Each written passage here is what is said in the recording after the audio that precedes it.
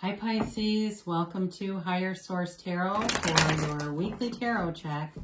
This is for the week of October 11th through October 18th for all Pisces, Sun, Moon, Rising, and Venus. Thank you so much for everything you do for the channel, from watching the readings to hitting that like button. That just tells YouTube to suggest the reading to people who are searching for it. So even if it's not your reading, sometimes it is nice to like it. I feel like it's sort of like, you know, interplaying with the universe. Like, well, it wasn't for me, but it could be for somebody else. So I'll click the like and maybe they'll get to see it because of that. I also do want to thank you for subscribing too. I appreciate that. And it means a lot to me. I love doing these readings and I need your energy to work with. So thanks for doing that and giving me this platform. If you're new, I'd love to invite you to join us and become a subscriber. I post new readings every Friday, and then typically either Monday or Tuesday. So if a reading doesn't resonate, you can check back in a couple of days, or you could even check a different part of your chart. What messages do you have for Pisces, please? What does Pisces need to know? What guidance do you have? What advice for Pisces, Sun, Moon, Rising, and Venus? All right. So we'll do our tarot reading, and then we'll do an Angel Answers Oracle card reading with a yes, no, and a timeline. Those are so fun. So you've got the Seven of Swords here, the Four of Wands, the Seven of Wands, the Four of Cups. Haven't seen that in a little bit. The Empress, the Wheel of Fortune, the Ten of Pentacles. Wow, beautiful reading. Geez, that is awesome. Now, I want to point out something. You know, the yellow in the card is a gift. It's a blessing from the universe.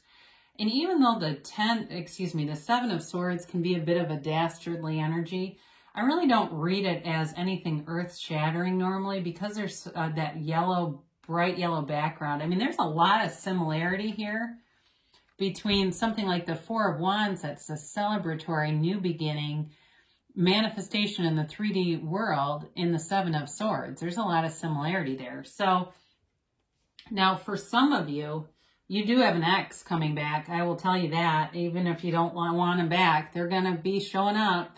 So they might come up in a Halloween costume, right? Show up in a mask, trying to pretend to be somebody else maybe. But all kidding aside with this, it really is like leaving something behind. It's like they went in a rush.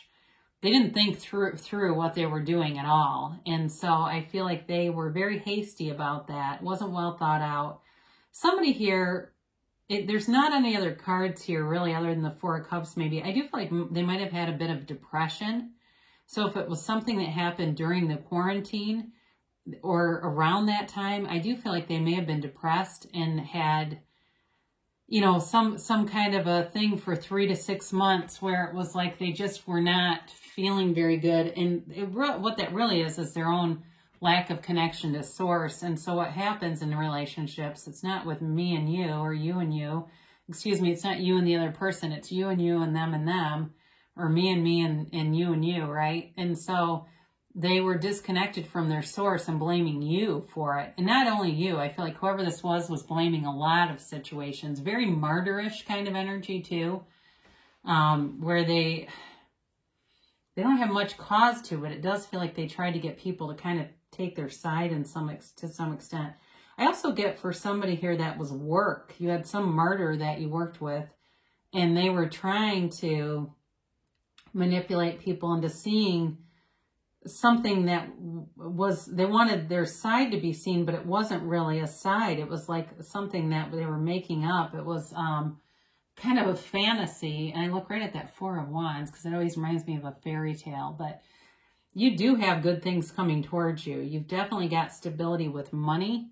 And it's beautiful here. This is leaving, too, something oppressive. So if you had a coworker that was a real pain in the ass with that Seven of Swords, I do feel you're going to be delivered away from that energy. There is a separation there. So I mentioned there's a return here, but it's not them. It feels for somebody like an ex. But there's long-term stability here. There really is love here and an opportunity. It's success, but it's like with more work to be done, so the job's not quite over.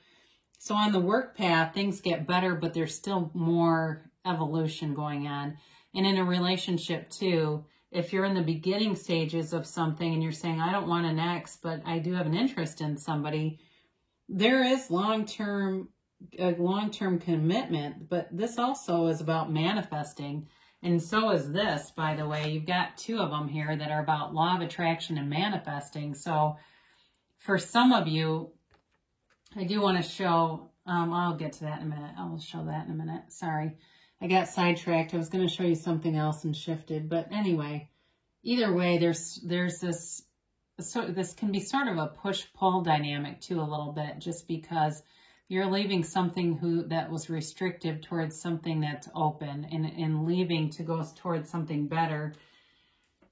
Now, with the Seven of Wands, this has been showing up a lot. I don't know why, but it just keeps appearing. There's nothing that can hold you back, all right? You have every capability here of moving forward, moving ahead, knowing what you want, and going right after it. So in a relationship, too, there may be a very big change of events here, a turn of events. I look right at that Wheel of Fortune. You have 2 tens here, so you have two indicators that a big new cycle is happening, but it's beautiful. So keep working on it. Keep going forward. Even if it's like you're saying, well, I broke up with somebody or we're broken up. I don't necessarily want that back, but I'm just feeling kind of mundane, like things are just not that exciting, kind of stagnant around me. If that's you, they're telling you keep going because the best is yet to come. Don't quit 5 minutes before the miracle happens because you're headed right toward it. Now, for some of you, this is about the return of the ex and you're just not going to be interested. For others of you, it is related to that Seven of Swords and being a bit bored, quite frankly, wanting something to happen, looking for that next thing, that next change in the energy, next shift in the energy that brings in something more. Some of you, if you're single, may have had some offers, but they just weren't, to some extent, they might not have quite been at the level of your ex. I hate to say that, but that just came in like they just weren't, and you're like, I'm not going to go down. I know there's somebody out there and it's not them. So if that's you, you may have had some opportunities, but it just didn't catch your eye. And that's all right. You know, you don't have to go out with everybody that invites you. So here's where things start to look really pretty. You've got the Empress here, and talk about looking pretty. When you're in this energy, you're very attractive to people and loving. And it's not just the outside appearance, although she is very beautiful. It's everything. You exude this harmonious energy, and that's really what's attracting people to you. It's this harmonious blend that's emanating from you, and it's almost like I just see this huge purple aura that stretches out for miles around somebody, and people are attracted to it. They want to connect with you, and I feel like there's this line of people trying to talk to you somewhere, and I don't know if that's at work or just in a social setting, but it's like there's people that keep wanting to have a conversation with you, and you've got so many people around you, they can't even get in. So you're also, with this creating in the material world, I mean, you've got so many cards here that will bring in material manifestations. You've got 3 good ones right here. So if you're looking to move to a new home, you're looking to get a new car, some big purchase, you're going to have the money to do it. And it may happen rather quickly with the Wheel of Fortune being here, because this can be a sudden turn of events. These are all the fixed signs too. So I look right at that 4 of Cups, because if things were kind of stagnant, they're going to be picking up sooner than later. Great card to have, though, because it also offers a little bit of luck. And what I feel like luck is often is just our own ability to tune into source energy, to harmonize with the universe. And we think it's lucky because the event seems so synchronistic that it feels like, well, you know, it just was aligned. It seemed maybe not me, but just things happen coincidentally, but really it is you. So with this Wheel of Fortune, you just have to be clear about what you want, and the universe will align the events. The how is the universe's business. The details are up to the universe. So you could drive by a neighborhood and decide, I think I'm going to drive through that neighborhood as if I live there. I'm going to look at these houses. I don't know how I'm going to get one of these. I don't really care, but I know I am. And really going through that visualization, and that's how it happens. It's all, you know, things come together. The job, there's a promotion, there's different things with money, and I look right at the Ten of Pentacles. And that was one example, but this is about manifesting, and it's infinite abundance, all right? So it's a turning point, and it's a huge change for the better. It's really, every cycle you go through is transformation, and you have a huge change to the Ten of Pentacles. And I've had people demanding this card. Hey, I can't, there's 78 cards here. I'm not some kind of a card wizard. The universe gives you what they want. Non-physical gives you what you need to see. And they're telling you something more is coming towards you. It's like raining money down on you. So if you've been concerned about work or something like that, you really don't need to be. As I mentioned before, that Seven of Swords is fleeting energy anyway. But with the Ten of Pentacles here in a relationship, there's great stability here. It's the Wealth card, and it's a harmonious card. It's harmonious blending for everyone involved, okay? Everyone wins in this energy.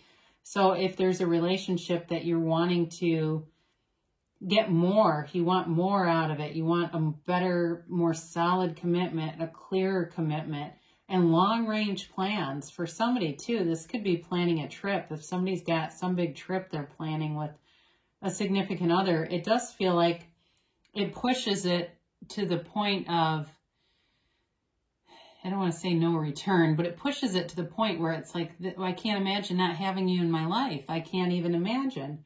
So it's just a reminder too that to create goodwill around you, because you're going to attract what you expect, but you're also going to attract your vibrational match.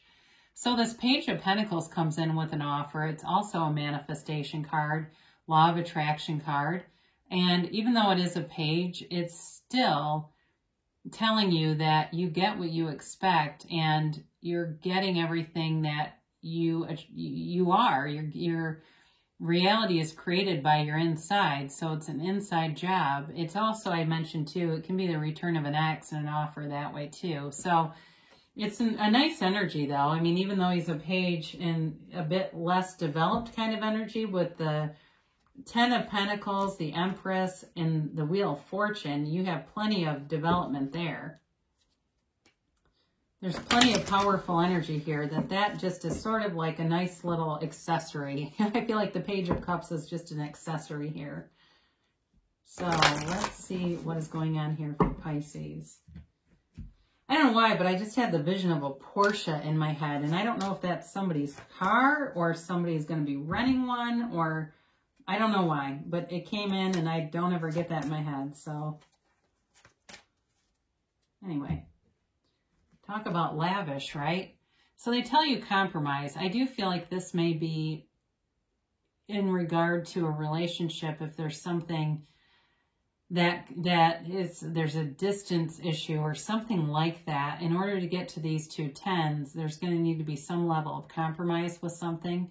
And also too with work though, is potentially just letting go of whatever the Seven of Swords was and just kind of moving forward, and maybe doing some things that aren't normally your responsibilities, but doing them anyway, just to kind of get things going in the right direction, get some momentum. Haven't had this in a while. Get more information. That works great with compromise, because this is often about not knowing the full story.